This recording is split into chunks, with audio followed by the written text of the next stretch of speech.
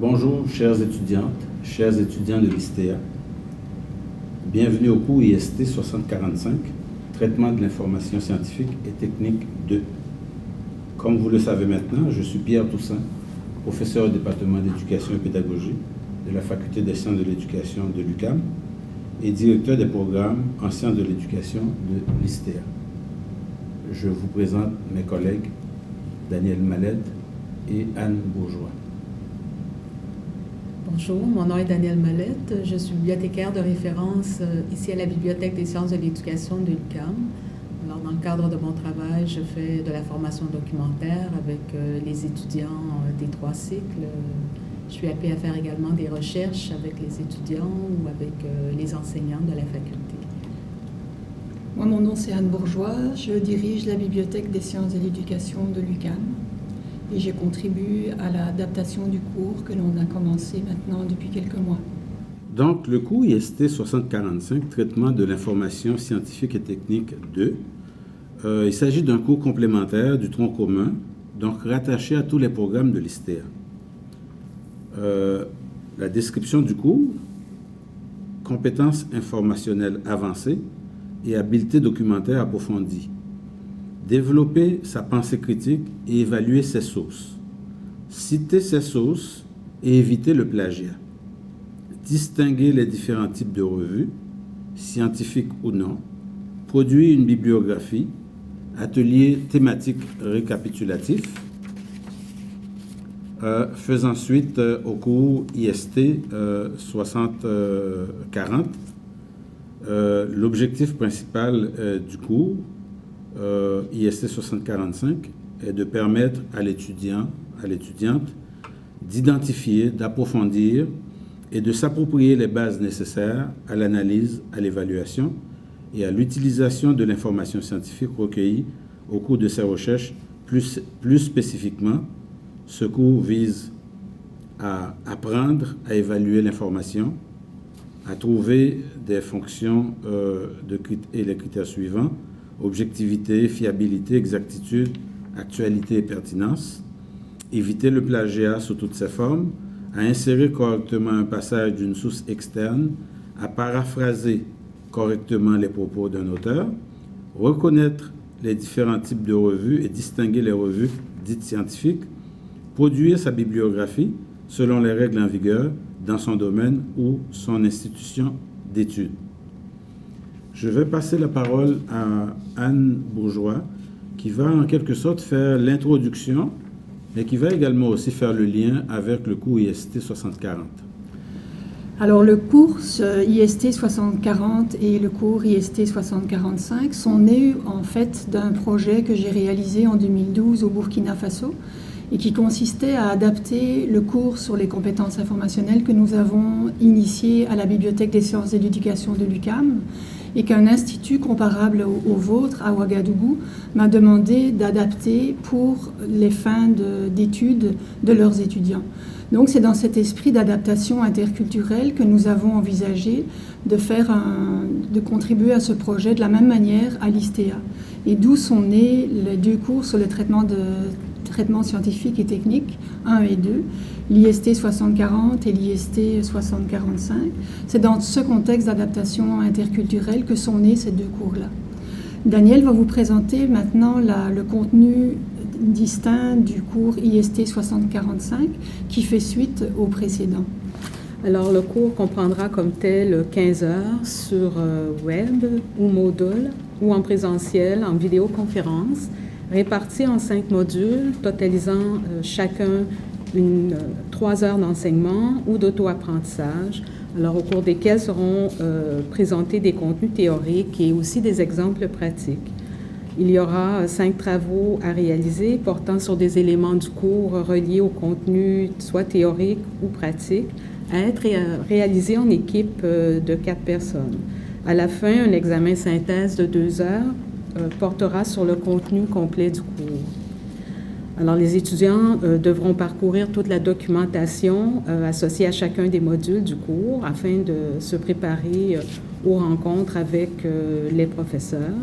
Et cela représente une somme de travail qui correspond au minimum à 30 heures. concernant l'évaluation, cela se fera un peu selon la formule de IST 60-40.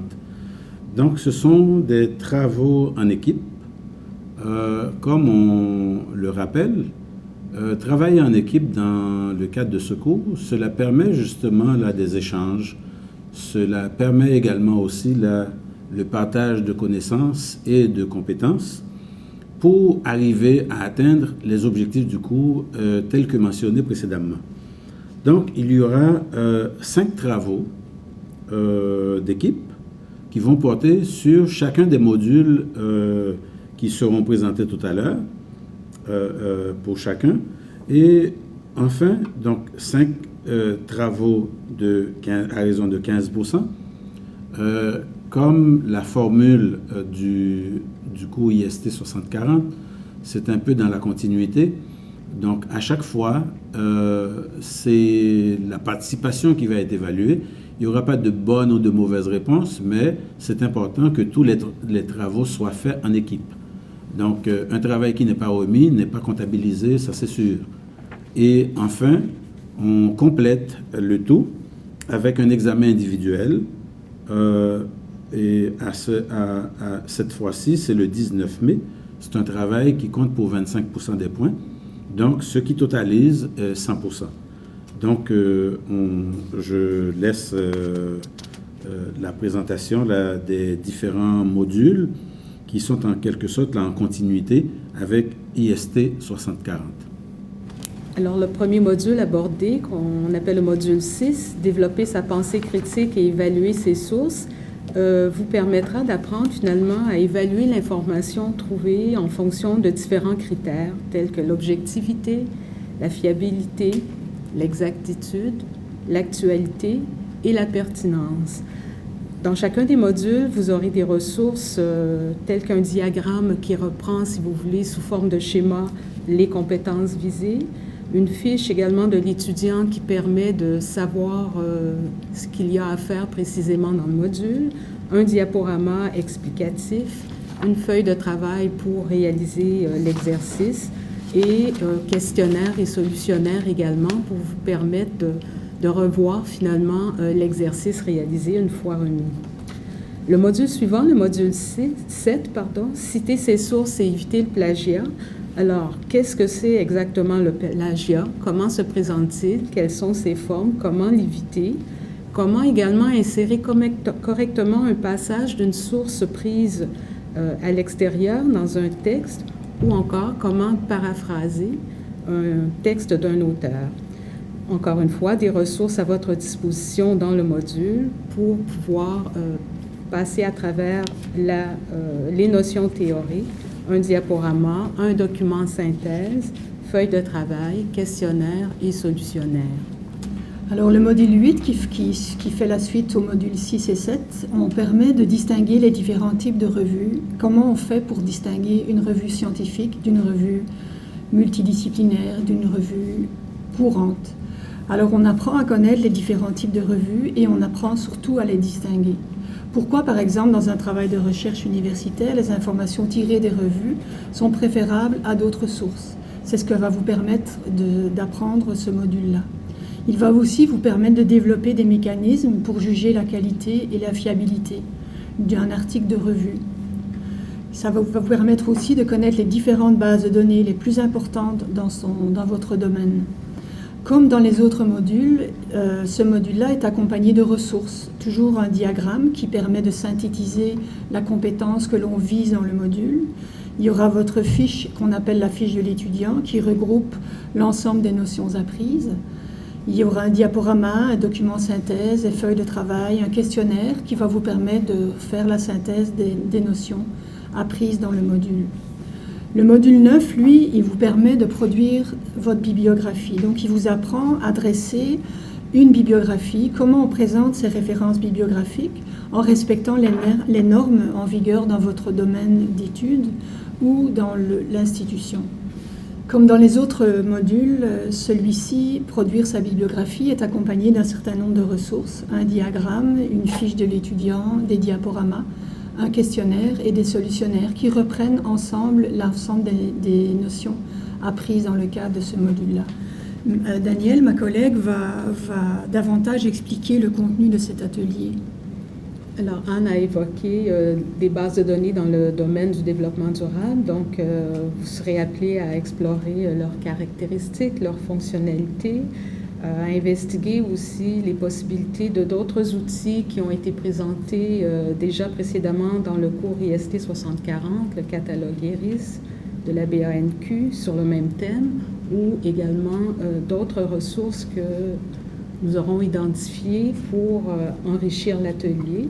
Et bien sûr, il y aura également l'exploration de sites web sur le thème retenu.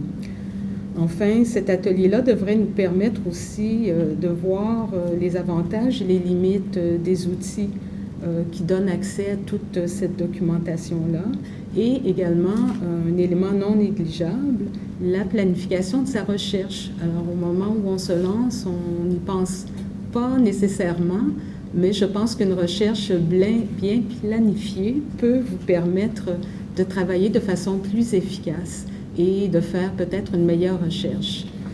Alors, je pense qu'on a fait un petit peu le tour, Anne, de la présentation de l'atelier, et comme finalement les autres modules, vous avez toujours une documentation à votre disposition, un diagramme pour expliquer la compétence visée, la fiche de l'étudiant qui explique plus en détail les objectifs visés et également le travail à réaliser, la documentation, les ressources support telles que le diaporama, un document synthèse et finalement la production d'un travail en équipe qui vous permettra vraiment d'approfondir et de mettre, si on veut, je dirais, tous les morceaux en pièces des différents éléments que vous aurez acquis au cours des 5 modules du cours. Ça va être un atelier passionnant. Enfin, dans le plan de cours, on attire aussi votre attention sur la bibliographie et la webographie qui se trouvent à la fin. Donc, dans cette courte bibliographie, on a identifié un certain nombre d'ouvrages pratiques qui touchent à différents aspects du cours qui auront été abordés. Alors, vous avez en particulier aussi, ce qui est peut-être intéressant, 2 de ces ouvrages-là qui sont disponibles en ligne. Vous avez les liens pour vous connecter. Le premier de ces 2 ouvrages en ligne s'appelle « La boîte à outils sur l'application des connaissances », donc un ouvrage paru en 2011. Et il y a également un autre ouvrage pratique publié en Belgique qui s'appelle « Lire et écrire la littérature scientifique » et qui lui aussi est accessible dans une version en ligne. Alors, ça vous permettra immédiatement d'avoir ces ressources-là, je dirais, au bout du doigt, en plus, bien sûr, des autres ouvrages imprimés qui ont été sélectionnés parce qu'ils collent vraiment aux différents aspects abordés dans le cours IST 6045, également dans le cours précédent, IST 6040. Il y a aussi une webographie qui rappelle finalement les adresses des outils que l'on vous a présentés. Il y a la banque de données en santé publique, qui est un outil bibliographique à connaître et à conserver bien précieusement. Vous avez aussi la webographie comporte des liens vers la Bibliothèque nationale de France, Bibliothèque nationale du Québec, vers leur catalogue, et également vers la bibliothèque de l'UQAM, avec un outil également qu'on vous a présenté et référé, qui s'appelle Infosphère, qui est vraiment un guide méthodologique de recherche documentaire qui est accessible gratuitement et qui pourra vous permettre de compléter, consolider les notions acquises pendant le cours. Pour terminer, je veux vous rappeler que c'est bien sûr un cours conçu pour être donné en ligne, mais là, cette fois-ci, vous allez avoir l'occasion d'accueillir mes 2 collègues sur les 3 sites, parce que les 2 premiers cours seront donnés au Cap-Haïtien, soit le module 6 et le module 7, donc les 5 et 6 mai prochains. Donc, Daniel et Anne seront là. Vous allez les accueillir. Donc, le cours se donnera au Cap-Haïtien et en visioconférence avec Port-au-Prince et avec Hinche. Le mercredi, elles seront à Hinche. Donc, vous devriez être contents, les gens des régions. Donc, on vous envoie 2 personnes chez vous, non seulement pour faire les présentations, mais également aussi là, pour que vous puissiez bénéficier de l'occasion pendant les 3 heures de temps, de pouvoir échanger avec elles, leur poser vos questions. Si vous avez déjà identifié vos problématiques de recherche, elles seront là pour vous aider à mieux vous situer dans votre démarche. Bien sûr que c'est une semaine qui passe très vite, donc elles seront 2 jours, les 2 premiers jours au Cap-Haïtien, le 3e jour à Hinche, et les 2 derniers jours, elles seront à Port-au-Prince, donc les 9 et 10, c'est-à-dire les 8 et 9 plutôt, pour les cours 9 et 10. Et en termes de travaux et d'examens, donc je vous rappelle que les travaux se font en équipe. Donc le travail 1 porte sur le module 6, dont la note attribuée est de 15%. Donc le cours est donné le 5, mais le travail doit être remis le 7. Donc vous savez, on est vraiment là en période où le cours est très concentré sur une semaine. Donc, ce n'est pas comme étendu parce que déjà, le 20, cette session d'hiver va se terminer pour faire place à la session printemps-été. Ensuite, vous avez le travail en équipe 2 qui porte sur le module 7. C'est la même chose. Donc, 3 jours plus tard, c'est-à-dire la remise est prévue pour le 10 mai. Le travail d'équipe 3 sur le module 8, la date de remise, c'est le 12 mai. Le travail en équipe 4, c'est le module 9. La date de remise, c'est le 14 mai. Et enfin, le travail en équipe 5 du module 10, la date de remise, c'est le 16 mai. Tout ça va culminer le 19 mai, qui est la dernière journée pour l'examen synthèse dans chacun des lieux où vous suivez le cours. Et ça va porter sur toute la matière. Bien sûr, comme vous avez pu le voir lors du cours IST 6040, ça va se ressembler beaucoup à ça. Ça va être l'occasion pour vous de faire la synthèse. Vous aurez l'occasion d'utiliser les notes de cours. Vous allez pouvoir également aussi utiliser votre ordinateur et Internet. Donc, en terminant, je vous souhaite une très belle rencontre avec mes 2 collègues pendant la semaine du 5 au 10 mai prochain. Donc, portez-vous bien et au plaisir de vous revoir. Merci. Ah bien, moi, ça me fera très, très, très plaisir de vous rencontrer en personne ou à distance. Et je vous souhaite en tout cas une très, très belle session. Pareillement pour ma part, alors au plaisir de vous rencontrer au cours de cette semaine de mai et de pouvoir échanger avec vous, que ce soit en personne ou par vidéoconférence. Donc, on est certaine de pouvoir bénéficier, nous aussi, de la rencontre qu'on aura avec chacun et chacune d'entre vous. Alors, au plaisir de vous rencontrer. À bientôt.